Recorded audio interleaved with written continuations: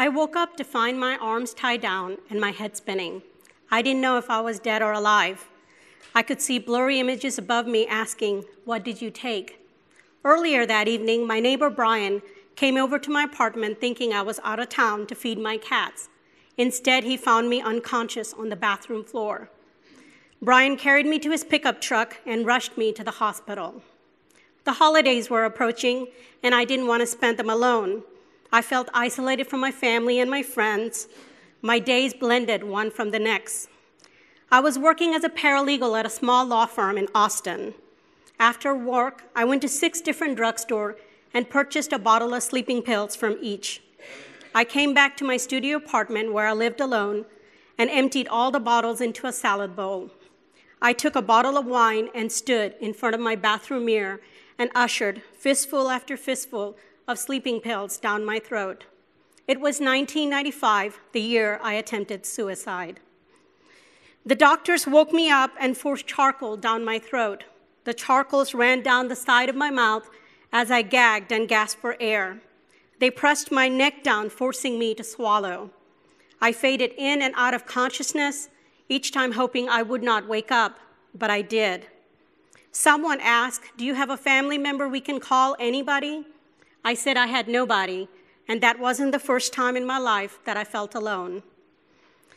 At the age of 5, I was sexually abused by a local religious leader. The abuse lasted a little over 2 years. Growing up in a conservative Muslim community in Dhaka, Bangladesh, I didn't know how to tell anyone what he was doing to me. But one evening, I innocently told my grandmother. She told me to never discuss it again. I felt ashamed that I even broached the topic. During the time of my abuse, my father was in America trying to attain a green card, while my 2 sisters, mother and I, lived with various relatives. When we received word that my father was returning, my grandmother pulled me aside and reminded me to never tell my father. She said if I told him, he would return to America without us. I assumed that my father would blame me and would be disappointed in me, so I promised her that it would be our secret. When I was 10, my family boarded an airplane for a new beginning. 4 years after we moved to the States, my father passed away. The loss of my father was devastating for me. He was the only person who I'd ever trusted. I left home for college, and after college, I went on to receive my master's. My life was good on the surface. I had a good job, my own place, a nice car, and I had managed to escape the traditional arranged marriage. I wanted to put the past behind me and live this independent life. But no matter how much I tried, my secret was like quicksand, sinking me deep into depression. I did seek counseling throughout my undergraduate and graduate years, but I never told anyone about the sexual abuse. I feared that they would view me as a slut, a whore, a tramp. Like most child victims of abuse, I blamed myself. My relationship with men was almost non-existent. I feared them as much as I loathed them. After 5 days of hospital stay, I was released. My answering machine was full of messages from my job. Apparently, they even came by my apartment looking for me. Brian covered for me and said that I had a death in the family and had to leave town. The next day, I went to work, and all 4 attorneys called me into the conference room. I was certain I was about to get fired. The lead attorney looked at me and said, "We have decided to make an investment.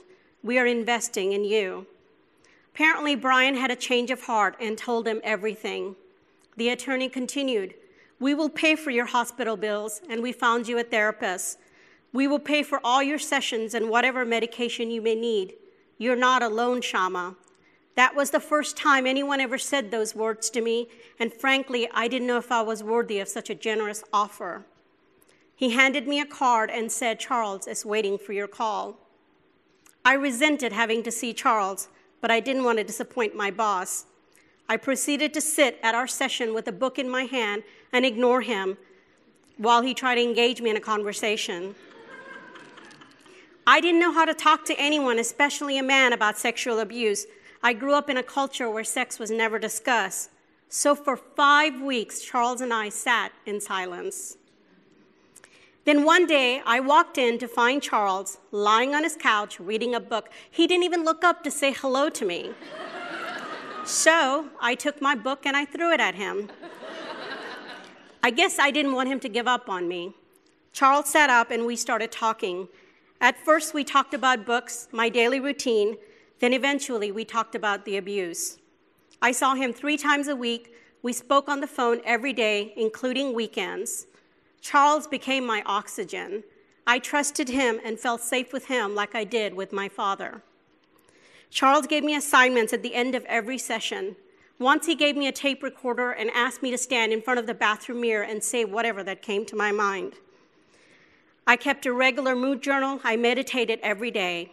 Eventually, Charles and I met less frequently, spoke less often, but I always knew he was a phone call away. I remember telling Charles that I went out on a date and finally wasn't afraid. He smiled big and said, "Baby steps." James and I did take baby steps and dated for almost 3 years before we married in 1999. Afterwards, we moved to Dallas, but I stayed in touch with Charles and the attorneys.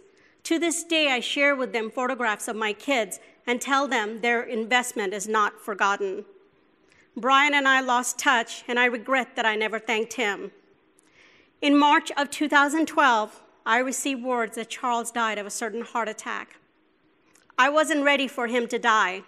I wanted him to see me reach my peak, but perhaps I have reached my peak. I'm a mother of 2 amazing daughters, wife of 15 years, and I'm in charge of a foundation that provides financial support to individuals struggling with depression and mental illness. But most importantly, I don't think about killing myself, and I don't blame myself for the abuse. There are times I still struggle with depression, but now I have a strong support system, and I know how to detect if my ground is turning into quicksand. I'm not ashamed to ask for help when I find myself wanting to pull away from friends, stop exercising, or when I just don't want to get out of bed. I will never be rid of my past. And I don't want to. It has made me who I am today. Now when I look at myself in the mirror, I no longer hate the person staring back at me. Instead, I celebrate her courage. Charles used to ask at the beginning of every session, "So Shama, what do you know today that you didn't know yesterday?" I wish he was alive to hear my answer, because I would tell him, I'm a woman who is no longer ashamed to speak the truth, and I know my truth. So thank you, Charles.